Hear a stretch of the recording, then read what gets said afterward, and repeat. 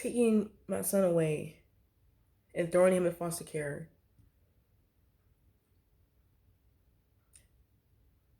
was emotional trauma for myself and my son. In the 3 years that I was blessed and privileged to be a parent and watch him grow and develop.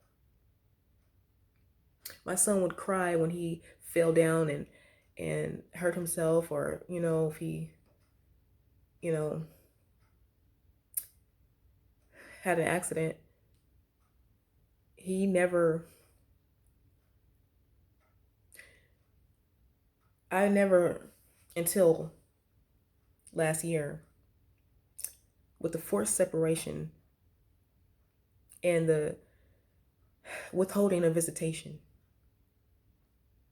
I never in 3 years until then watched my son suffer from emotional pain. The pain of not being with me, from wanting me to come home, knowing that he would be leaving and I wasn't coming with him. And it was my fault because I'm the one that decided to get help. I'm the one that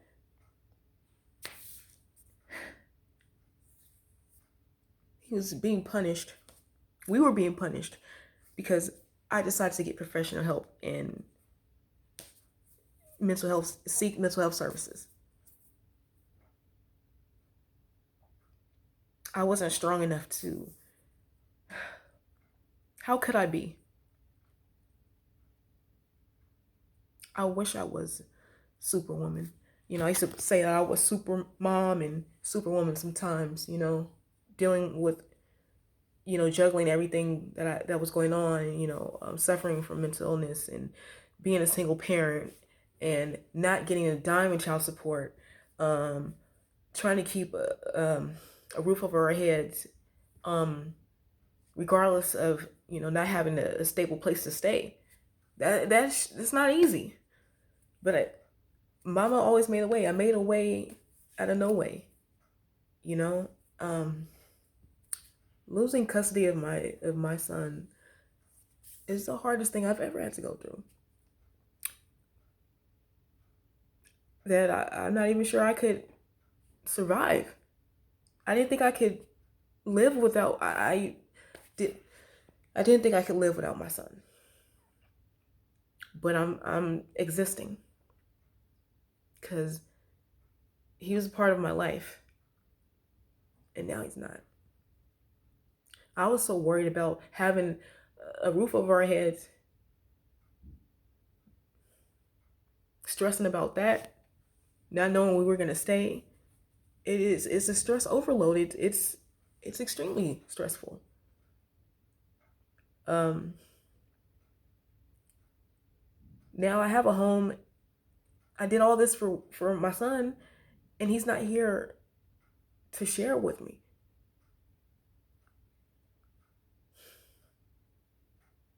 When I was in the homeless shelter, when I was in transitional housing, sleeping on my sister's floor and in her living room with my son, I was, stressing about that, stressing about bills, stressing about, money. Now I'm stressing about, that shit is superficial and and and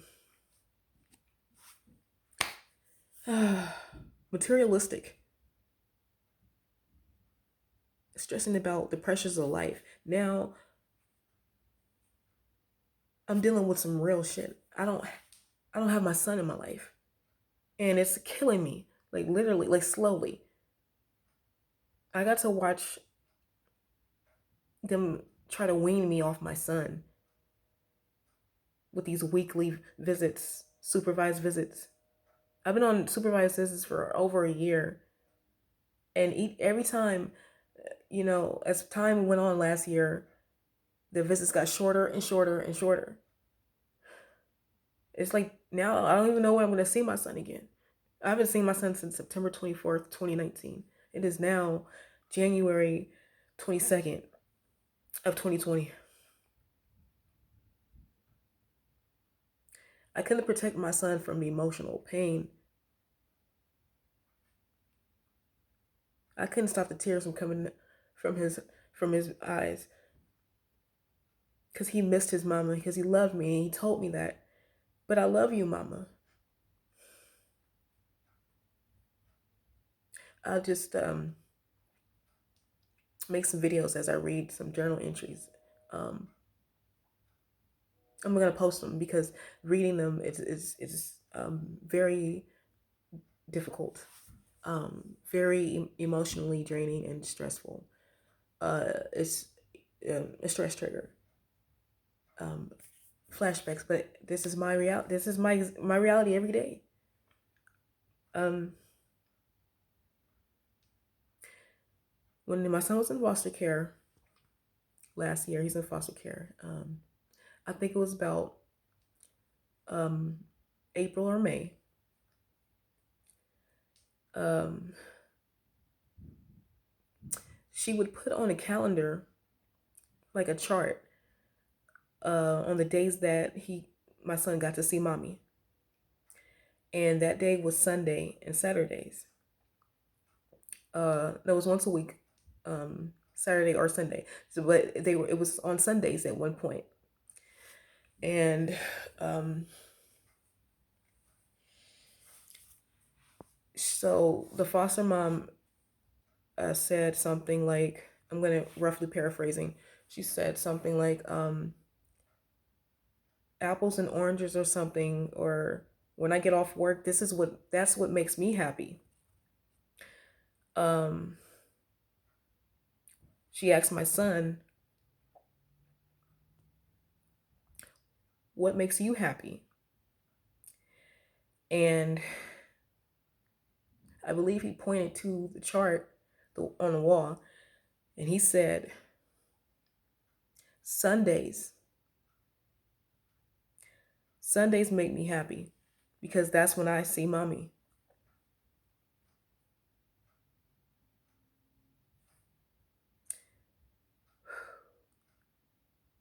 He said that Sundays because that's when he gets to see his mama. I make him happy. I'm what makes him happy because he would look forward to Sundays. He would look forward he would look forward to seeing his mama. And every time he would see me, he would he would run to me, mama, mama, mama, and he'd have the biggest smile on his face.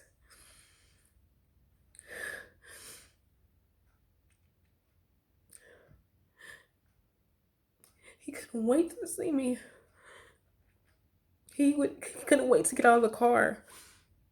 He would be bouncing up and down. That's not a child that's in fear of their mother. He'd always want to talk to me on the phone.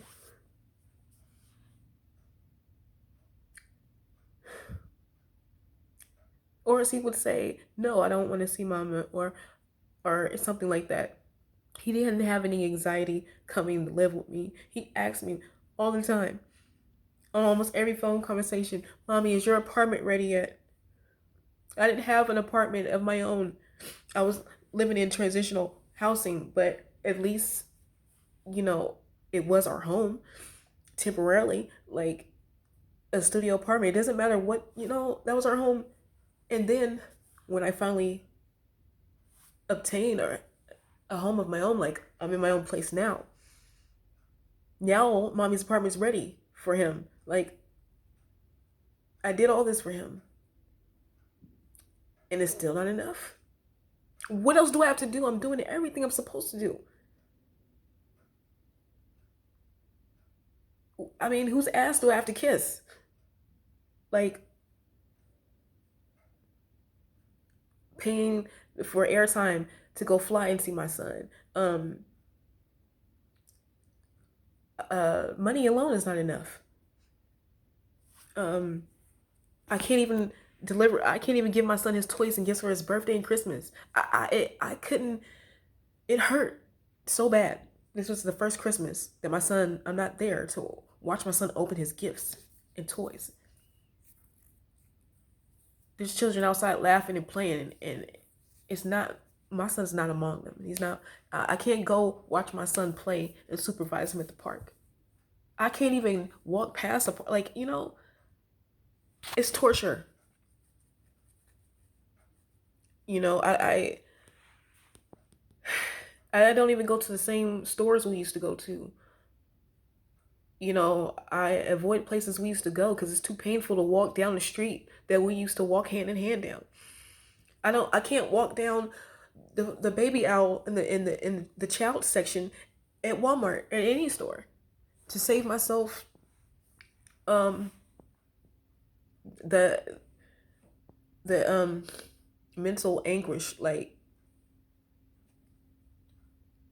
every time I'm in a store and they have a kids section, like, I'm that fragile.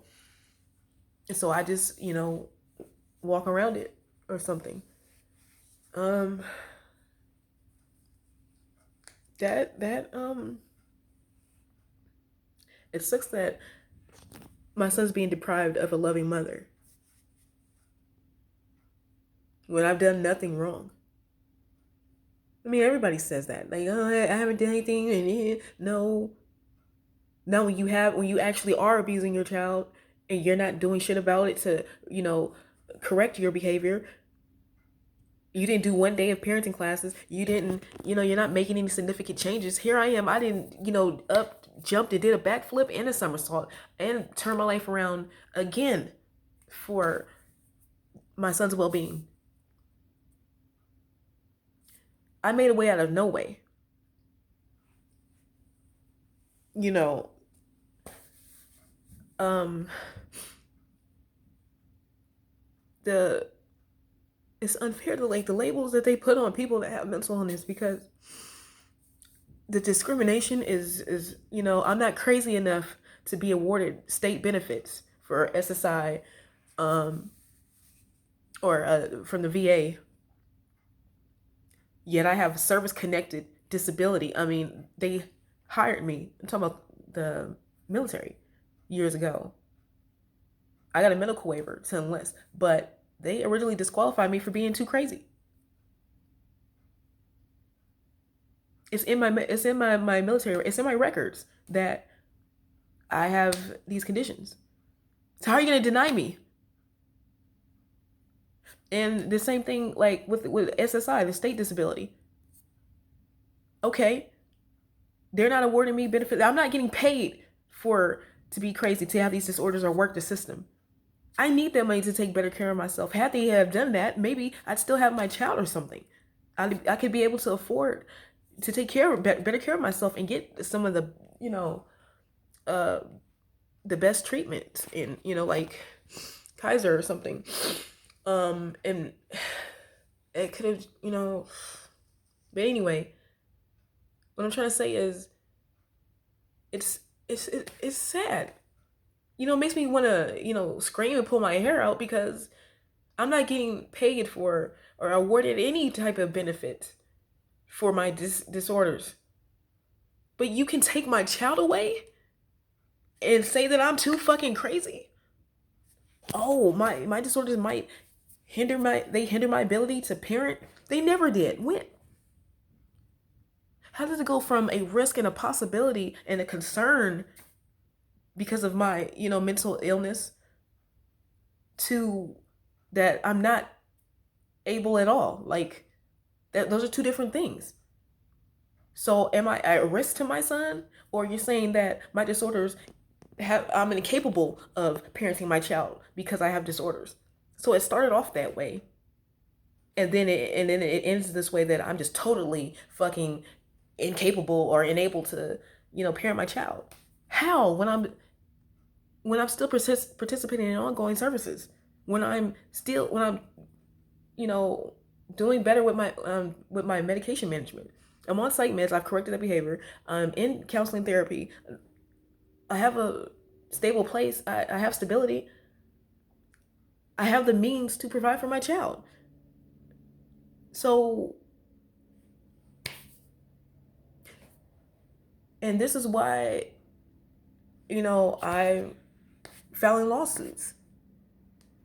Disability discrimination from the start. If I keep getting denied and they're saying that I'm not disabled enough or I'm not, I don't suffer from mental illness, then that means that I'm not mentally ill. Give me my child back. But then these people that don't have CPS, I'm talking about social workers, they don't have a degree or a medical background. They don't have a doctorate. They don't have a PhD. No mental health provider, no psychiatrist, no therapist, no doctor ever said that I was incompetent, that I'm mentally unstable or too mentally unstable to take care of myself or my child. No medical professional ever said that. No expert, no. Not even a nurse. Not even the police. But, the opinions of one social worker. One social worker can ruin an entire family. She talked, it's funny, the social worker, she talked to my doctors and medical team, make sure I was complying with and following doctor's orders, taking my medication. Okay, then so that should eliminate the risk and concerns regarding my son's safety. If I'm being compliant and doing everything, okay, then she didn't care what they said. She didn't care what my therapist and doctor said. They gave me flying reviews and I passed everything with flying colors because I want to make sure that I'm safe and my child is safe in my care. And what do? You don't reward that with okay, you're cleared to go and your son's safe in your care. No, you put him in foster care. When I never deviated from any type of safety plan or care plan. So doing what you're supposed to do and not abusing your kids is that's the wrong thing, right? It logically doesn't make sense. It's not supposed to, but wait, what the hell do I know? I'm the crazy one, right? And when my son watches this one day, I never wanted to stop being his mama. Matter of fact, I prided myself, like, I might not be able to do anything else right, or that's not true. There's plenty of things I do right. I may not be shit, but at least my son, look at my beautiful son. He was my pride and joy. Of course he comes first.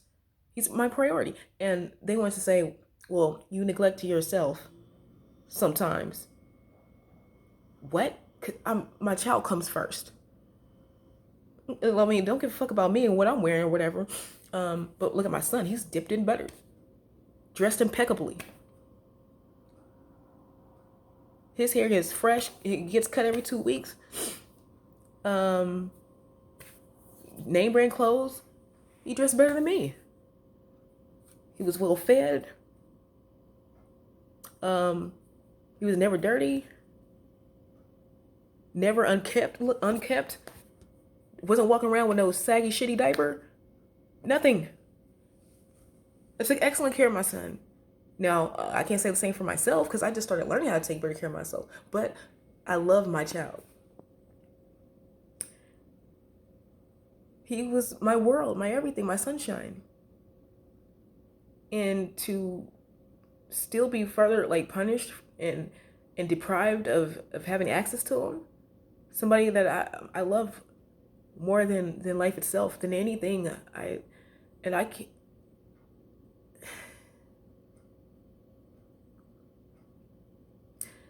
Regardless of what's going on, despite everything, my love that I showed him and gave him every day since birth, since he was born, everything that I did must have been enough or left that much of an impression on him, because he still loves me and he tells me so and he misses me. That's the only good thing.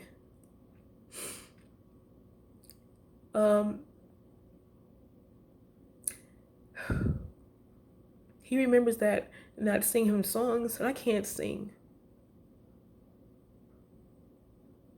But the love that I gave that little boy, he knows that I love him. And sometimes I can't answer his questions or tell him in a way that the 4-year-old can comprehend. But I'm not going to lie to my child either. Even though I can't be there, it's not because I don't want to.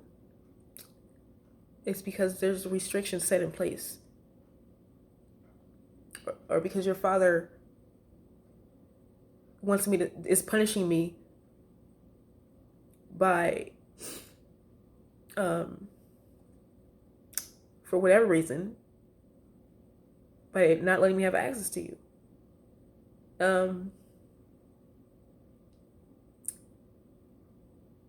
You don't have to like me. He doesn't have to care about, but it's just sickening and immature that you're going to deprive a child from their mother for your own selfish wants and needs or desires, for your own get back or pay revenge. I didn't do anything to that man but love him and cater to him and give him my money, let him financially abuse me and mistreat me. I did any and everything he asked me to because I was in love. And when I was tired of being used and abused, or when I was tired of being mistreated and I wanted a better future, I was tired of being a doormat.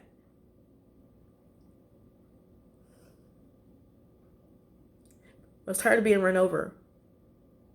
I was tired of having my boundaries just eroded. I was tired of someone not putting my child and myself first. His Masonic brotherhood and money meant more than his family. And then you want to raise your voice? Then you want to what? No. That's verbal abuse.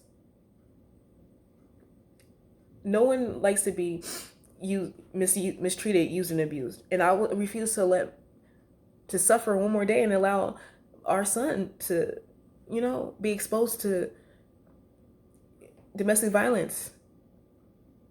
Our son wasn't used to, people yelling and screaming at each other. I refused. I said, that is the last time, after the last argument, that, my son's is going to be exposed to that. Because it scared my baby. And I was like, it's time to go before things escalate. No more. And I didn't go back. Everybody thought that, because I always went back. I would get tired and pack up and move out, and then I would always, go back to be treated even worse. You may not care for me or love me or respect me, but you're gonna love and respect my child. So that's, what I did. It was hard to end a toxic relationship, an unhealthy attachment, but for my child, for my son, I'll do anything. I'm never gonna give up.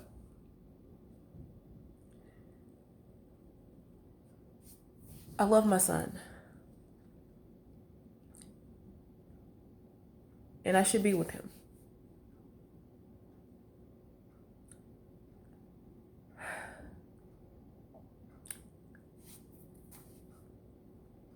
I'll just do what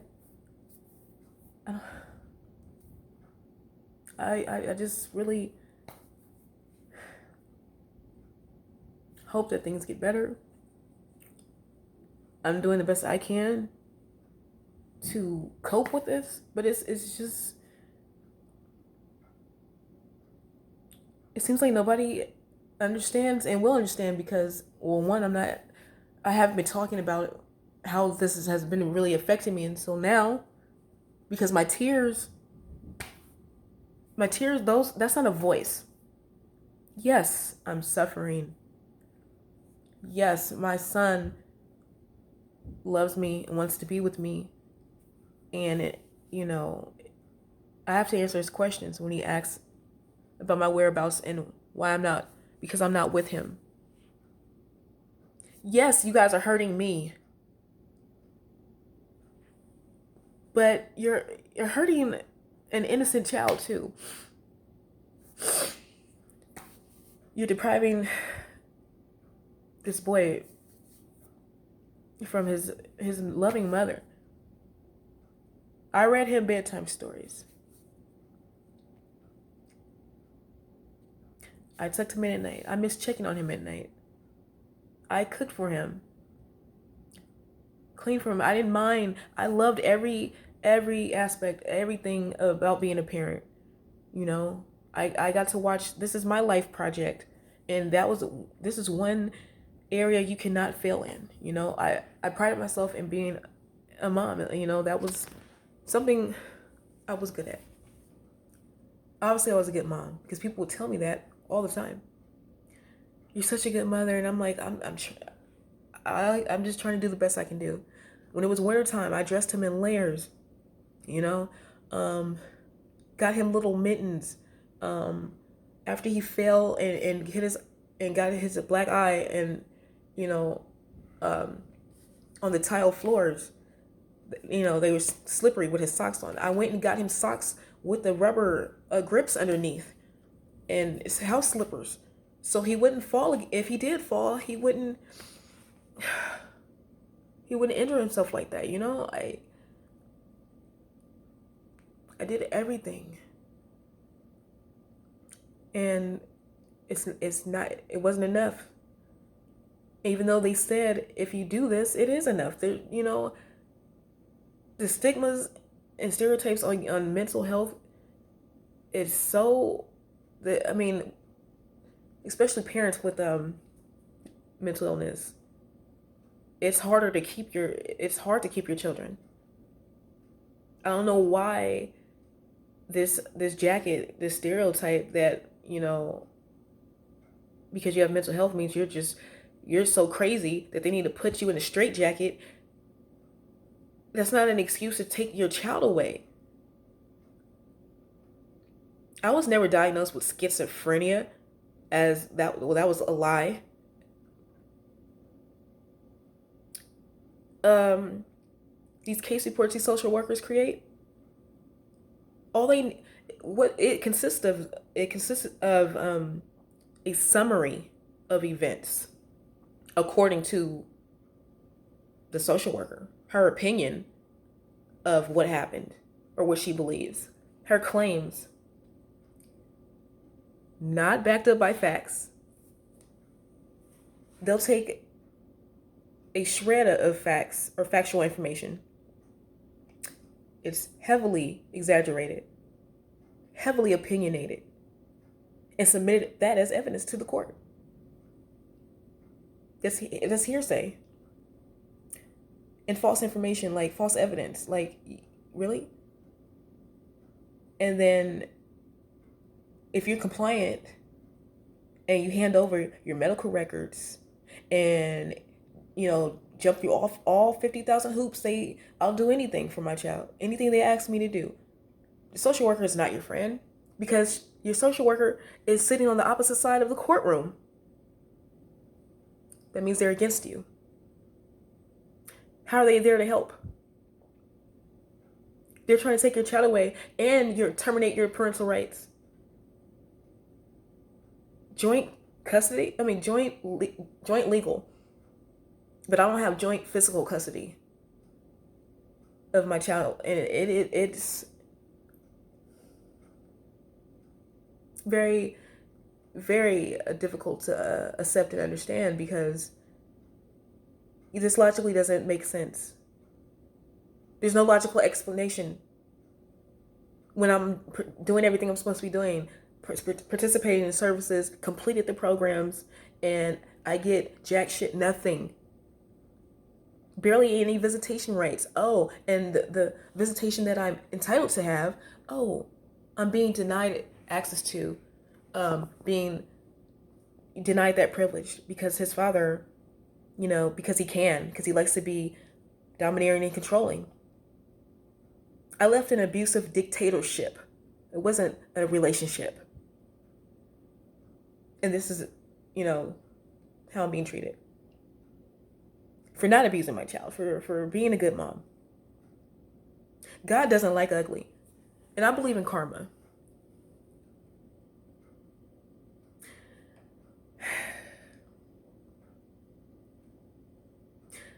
We'll see what happens. Until then, I'll just, keep doing updates on how things are going. I have to say something because I've been silent for too long. I'm gonna protest this agency. I'm already filing, starting these lawsuits and legal proceedings and getting, seeking counsel. And I just need to find the right civil rights lawyer. That's because this is ridiculous. I'm building my cases. It's not. I don't fuck them. I don't care about the money. I want my child back. I want these orders reversed or modified. Right now, I just want them modified so I can spend more time with my child.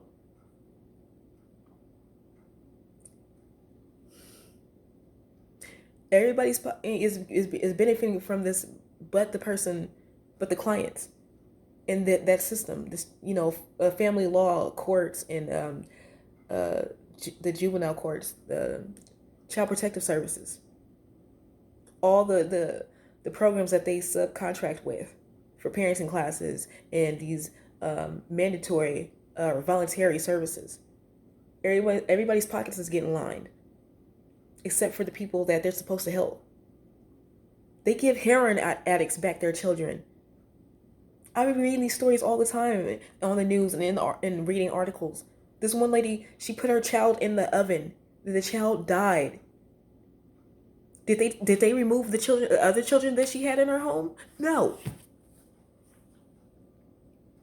There's people that are out here killing kids, killing their children.